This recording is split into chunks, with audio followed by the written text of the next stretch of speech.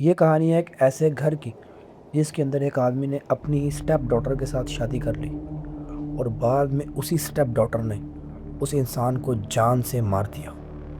Hello everyone, आज की video में हम बात करने वाले हैं एक ऐसे केस की जहां एक बीवी पर इल्ज़ाम लगा कि उसने अपने ही हस्बैंड को मार दिया, लेकिन सच इतना ज़्यादा नॉर्मल नहीं था। और जब आखिर में सच सामने आया तो सब लोगों की आंखें फटी की फटी रह गई। ये कहानी है माइकल रेडलिक और उसकी वाइफ डैनियल की।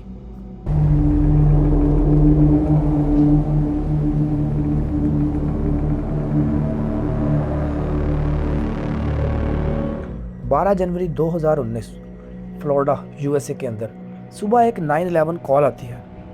आप लोगों को मैं अपनी अक्सर वीडियोस के अंदर बता चुका हूँ कि यूएसए वगैरह के अंदर जब भी कोई इमरजेंसी होती है तो 911 पर कॉल की जाती है ताकि पुलिस आकर इन्वेस्टिगेशन कर सके। फ़ोन पर एक औरत कहती है, मेरे हस्बैंड को हार्ट अटैक हुआ है और वो मर चुके हैं। पुलिस फ़ौरन उस घर पर पहुंचती है, लेकिन जैसे ही पुलिस घर के अंदर एंटर करती है तो सीन बिल्कुल अलग होता है। माइकल रेडलिक, एक 65 साल का आदमी, ज़मीन पर पड़ा होता है और उसके सीने के अंदर एक चाकू घुसा होता है। पुलिस को समझ नहीं आता कि आखिर हार्ट अटैक हुआ था तो सीने के अंदर चाकू कहाँ से आ गया। और यहाँ से ही ये केस और भी मिस्टीरियस होता चला जाता है। माइकल एक सक्सेसफुल इंसान था। वो एनबीए के साथ काम कर चुका था और एक प्रोफेसर भी था। और डैनियल, उसकी वाइफ, एक नॉर्मल औरत थी और 2 बच्चों की माँ थी। बाहर से देखने में ये बहुत परफेक्ट फैमिली लगती थी, लेकिन अंदर ही अंदर इन दोनों के दरमियान बहुत कुछ चल रहा था।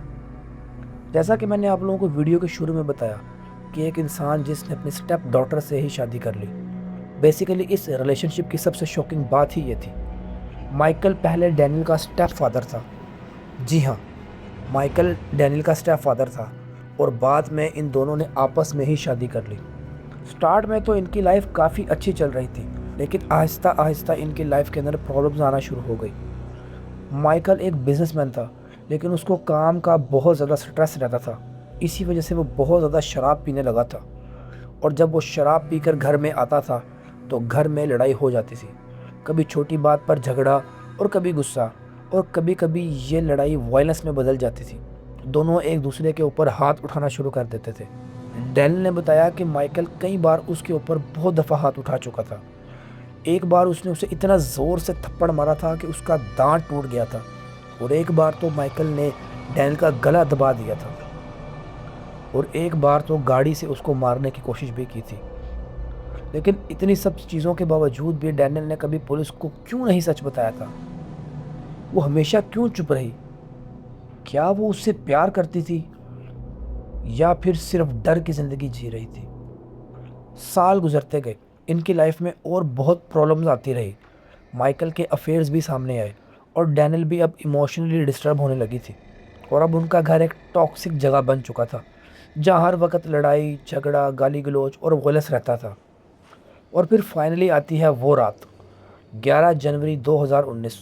बच्चे घर पर मौजूद नहीं थे, सिर्फ माइकल और डैनियल घर में थे। माइकल बहुत ज़्यादा नशे में था और एक छोटी सी बात पर इन दोनों का झगड़ा शुरू हो गया। डैनियल के मुताबिक माइकल ने उस पर अटैक किया और उसका गला दबाना शुरू कर दिया, और उसी वक्त डैनियल के पास एक चाकू पड़ा हुआ था। उसने वही चाकू उठाया और ज़ोर से माइकल के सीने में मार दिया, और एक ही वार में माइकल वहीं ढेर हो गया। माइकल नीचे गिर गया और माइकल का खून बहने लगा। अब यहाँ तक तो स्टोरी समझ आती है कि वॉयलेंस था, वॉयलेंस के अंदर अचानक औरत ने चाकू मार दिया या कोई भी चीज़ उसके पास थी उसने वो हाथ से उठा के अगले बंदे को मार दी। लेकिन सबसे शॉकिंग बात ये थी कि अगर डैनियल ने माइकल के ऊपर सेल्फ डिफेंस के ऊपर वार किया था तो फिर उसने एम्बुलेंस को क्यों नहीं बुलाया? उसने क्यों कोशिश नहीं की कि माइकल की जान बच सके? डैनियल के मुताबिक डैनियल ने एम्बुलेंस को इसलिए नहीं बुलाया कि वो बहुत ज़्यादा शौक में थी, लेकिन उसके आगे जो उसने कहा वो सबसे ज़्यादा हिला देने वाला था। डैनियल के मुताबिक वो माइकल के पास ही लेटी रही और लेटे लेटे सो गई। मतलब आप लोग इमेजिन करें कि एक औरत जिसका शोहर उसके बिल्कुल साथ पड़ा हुआ तड़प रहा है, खून के अंदर लथपथ है, वो औरत कैसे सुकून से सो सकती है? डैनियल ने बताया कि सुबह उठकर उसने घर की सफाई करना शुरू की, खून साफ किया और फिर 911 को कॉल की। पुलिस को ये बात भी बहुत ज़्यादा सस्पिशियस लगी। अगर ये सेल्फ डिफेंस था तो फिर एविडेंस क्यों क्लीन किए गए और इतनी देर तक आखिर मदद क्यों नहीं बुलाई गई? कोर्ट सीधा केस में चला गया। प्रोसिक्यूशन ने कहा कि ये एक प्लान मर्डर था, क्योंकि जितनी भी चीज़ें हमारे सामने आई हैं उससे यही लग रहा है कि माइकल को प्लानिंग के साथ मारा गया है। जबकि डिफेंस ने कहा कि ये सिर्फ सेल्फ डिफेंस था और सालों का अब्यूज़ था, जिसका नतीजा ये निकला। सबसे शॉकिंग मोमेंट तो तब आया जब उनकी बेटी ने कोर्ट में स्टेटमेंट दी। उसने अपने फादर को बहुत ज़्यादा अच्छा इंसान बताया, जबकि अपनी माँ को ही ब्लेम किया। लेकिन फिर भी उस बच्ची की भी ना मानी गई और आखिर में कोर्ट ने जो डिसीजन किया वो सबको शॉक कर गया। डैनियल को मदर के लिए नॉट गिल्टी डिक्लेयर किया गया। कोर्ट ने ये माना कि उसने ये सब कुछ सेल्फ डिफेंस में किया था, इसी वजह से नॉट गिल्टी डिक्लेयर कर दिया गया। लेकिन एविडेंस छुपाने की वजह से उसे थोड़ी सी सज़ा मिली।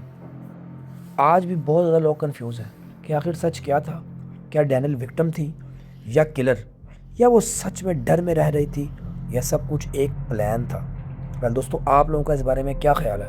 कमेंट सेक्शन में मुझे ज़रूर बताइएगा, क्योंकि ऐसी वीडियोस ही हमें बताती हैं कि हमारे माशरे के अंदर आखिर क्या हो रहा है और क्या नहीं। और मेरी वीडियोस के अंदर तो ऐसे ही केसेस होते हैं। तो अगर आपको मेरे ये केसेस अच्छे लगते हैं तो मेरे चैनल को सब्सक्राइब भी ज़रूर करें, ताकि इस तरह के मज़ीद रियल केसेस आपके सामने आते रहें।